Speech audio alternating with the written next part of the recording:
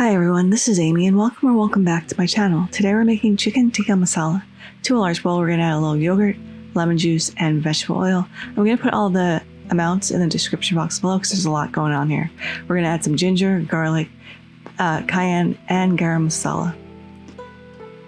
We're going to mix this all together. This is going to be the marinade for our chicken. It's going to tenderize the chicken thighs and add a ton of flavor. I've cut up a pound of chicken thighs into bite-sized pieces in this little tray over here.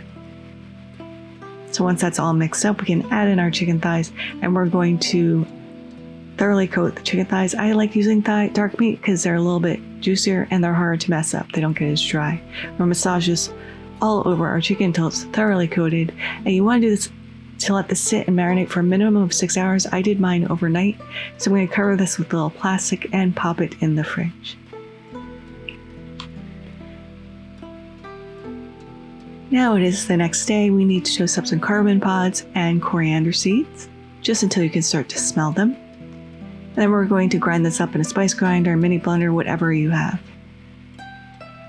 Once that's ground up, we can add this to a small bowl. We're going to add a ton of other spices for our masala. So we're going to add in some turmeric, some garam masala, a little cayenne,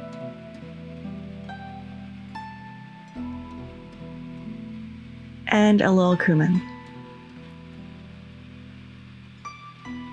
We also need to dice up more ginger, dice up some onion, as well as garlic, and we're going to add a little paprika to that because it's going in the pot at the same time. Now over medium heat, we're going to melt down 2 tablespoons of ghee in 3 tablespoons of neutral oil. Then we're going to start browning our chicken in batches. We don't want this to steam, so leave a little space in your pot. So once that first batch is done, pull it out and we'll go ahead and do the second batch, pull that out as well and set that aside. In that same pot, we're going to add in our onions and our ginger and we'll let that cook for about 7 minutes. We want a little brown on our onion. We're going to season with a little salt. And once you see the brown edges, you can go ahead and add in your garlic and paprika. We'll let that cook for about 2 minutes. Before adding in the remaining spices, cooking for an additional 2 minutes. This is going to open up the spices. Once it hits the hot oil, it's going to form a really beautiful fond on the bottom of your pot. After 2 minutes, we're going to add 1 2/3 cup of water and 1 2/3 cup of tomato puree, scraping the bottom of our pot to get all those little brown bits up and incorporate it into our masala. We're going to lower the heat to medium-low, cover this up and let that simmer for 15 minutes. After 15 minutes, pull off your lid. We're going to add in 3 more tablespoons of ghee, a little sugar, as well as 1/3 cup of heavy cream. Mix it up really well. And this is a color that you're used to seeing in a tikka masala. We want to stir this until all that ghee is melted into our sauce. At this point, before we put the chicken back in, you do want to taste for seasoning, so adjust with salt and pepper as you see fit.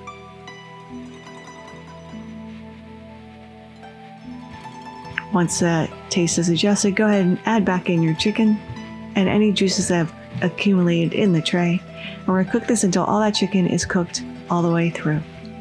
Just play this with a little basmati rice, and to garnish, a little cilantro for color and for a little herbaceousness. And this is looking beautiful. Now let's go ahead and give this a taste. I'm very excited to try it. The chicken is fall apart tender. It is not spicy. It's creamy, slightly spicy. It's so aromatic with all these spices in this. The rice itself is a perfect vehicle to gather up all of the sauce. You can see how beautifully cooked this chicken is.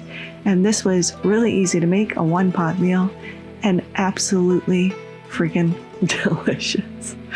But there it is, chicken tikka masala. I hope you all try to make this in your home. Thank you so much for spending time with me again today. I appreciate every single solitary one of you. If you like this video, give it a like. If you loved it, please consider subscribing and hitting that notification bell if you haven't already, because I put out new videos every Thursday. Thank you so much again, And until next time, happy cooking.